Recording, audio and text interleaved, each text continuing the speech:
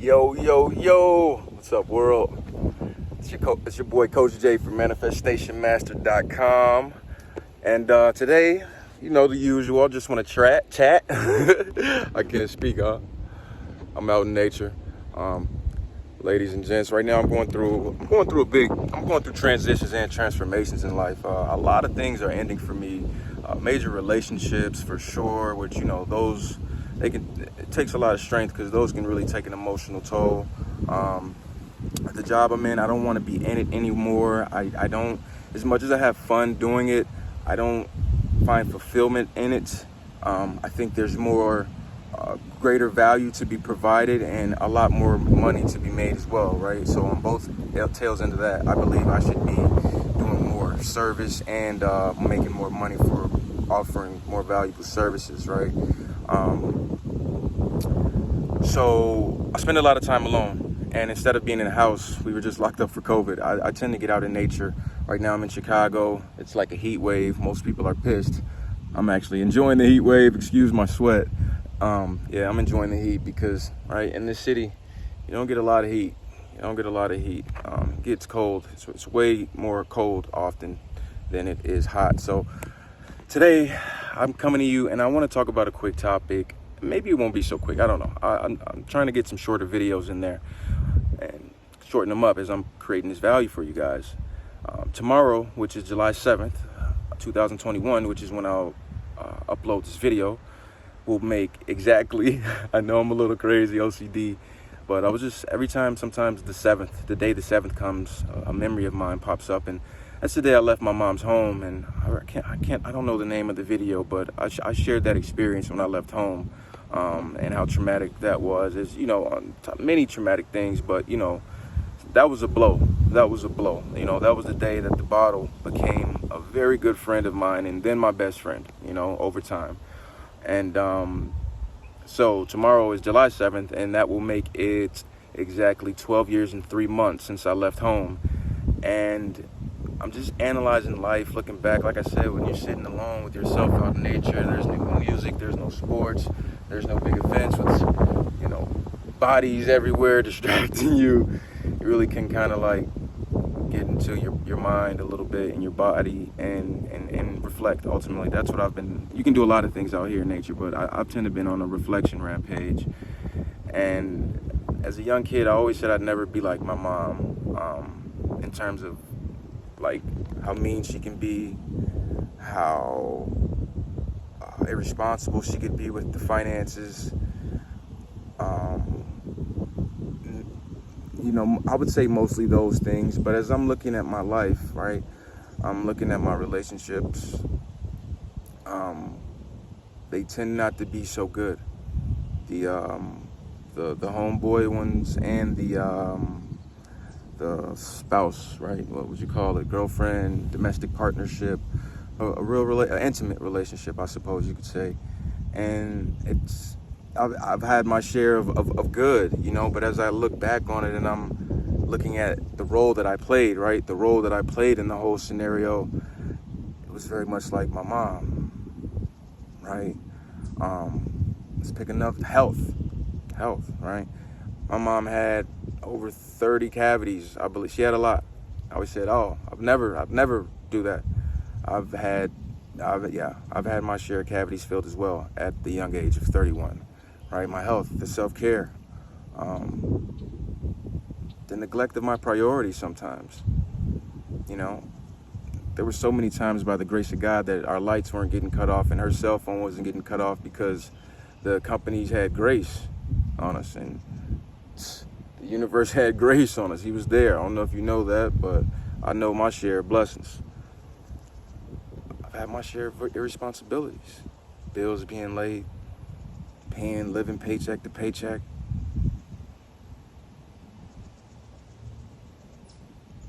My mom used to smoke a lot of pot, never bothered me, anything like that, right? Sorry to put up, it's just pot, you know what I mean? But hey, she used to, you know. I drank a lot of alcohol for a long time. Pot wasn't my thing. You know, I smoked socially, right? Because I was easily influenced. I thought I was a leader, but I was just fitting in, wanting to be a part of something because At home, I was never really a part of anything.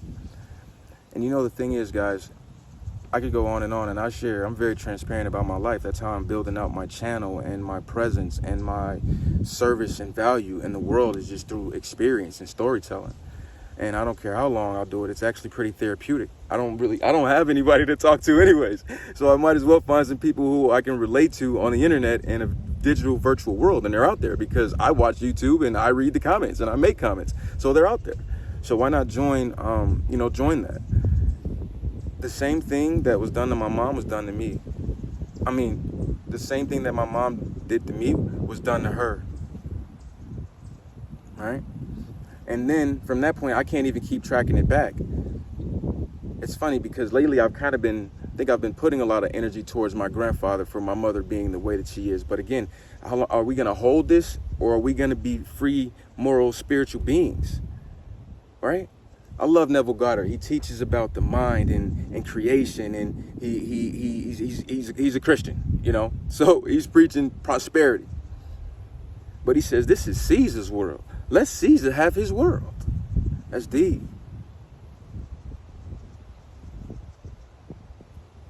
I don't know who beat him and who did this to him and who did that to him and neglected him. And, you know, just this past weekend, there was 160 shootings, 160 people shot in Chicago, 16 dead, 10% fatality. Wow. I wonder how many bullets were fired. 10,000, 20,000? I don't know, a lot. These aren't marksman shooting. These are just people running around with guns. Some of them can aim, most of them can't. Why would someone do that in their own community, in their own neighborhood? Take someone else's life and then put their own life at risk, because now the cops got to come looking for you if they can find you. And if they don't, you're just going to keep running around, you know, and that's what's happening. Why? The trauma, all of that. Guys, I'm leaving. I'm heading out to Medellin this summer. I made some crazy money in May. Crazy. And it's crazy because we won all this money. Oh, I want $1 million. If I had $1 million and I gave it to you, I promise you would jump up and down, and then start scratching your head. What are you going to buy? What are you really going to buy? I want the full total right now. If you want this check, $1 million. Don't just say $1 million Bugatti and get it over with. No. Let's break it down. How are we about to improve our life and our lifestyle? It's tough here in the States, you know what I mean, to me. I only have work in LA. I don't want to go seek in the winter. I only have work in LA. I don't want to go seek work elsewhere I could, right? Florida, you know, Dallas, maybe. I don't want to do that. My connections are in LA, but I don't want to go back to LA. And the quality of life in LA it's poor. Is it a great town, a fun town? Yeah, but I mean, there's a ton of poverty. The gap between rich and poor is astronomical. I mean, even if I had a lot of money, I don't think I'd want to spend it all in LA. I'd go on vacation, yeah, have a great time. But I wouldn't be like, yeah, let's buy a house here and get the party started. So what's my point? I'm about to 31 years old. Me and my high school sweetheart just broke up. Like I said, I haven't been good with relationships. I'm sure she think about me and I think about her still. And really, even though we kind of just finalized it this summer, when you look back on the 11-year relationship, 4 years of it was a breakup. It felt like a damn divorce. It's just I ain't have a whole lot of things to give, you know, and it wasn't like that. So that went sour. Couldn't turn that around after it went sour. Don't have any kids. I have a passport that's valid. Why not go to a place? I would go to Bali, but really, really, really far. You know, let me get my feet wet into traveling. And truthfully, I've always wanted to go to Medellin. You know, and not because of hookers and blow. You know, very good friend of mine who's Puerto Rican loves it there, and he's like, dude, it's the time of your life for pennies on the dollar. And I want to go there and actually build something, not just go party every day, because they do party every day in Colombia. Go live for pennies on the dollar. $1,000 get me a bad pad, a nice pad. You know, some more money. I'll have a lady that'll cook, clean, and go shopping for me, and you know what I mean? Help me around and point me in different directions. Live good and build this business, because I want to help people. And a part of me is like, come on, man, who do you think you are, Tony Robbins? That's, you know, that negative self-talk. You think you're Tony Robbins?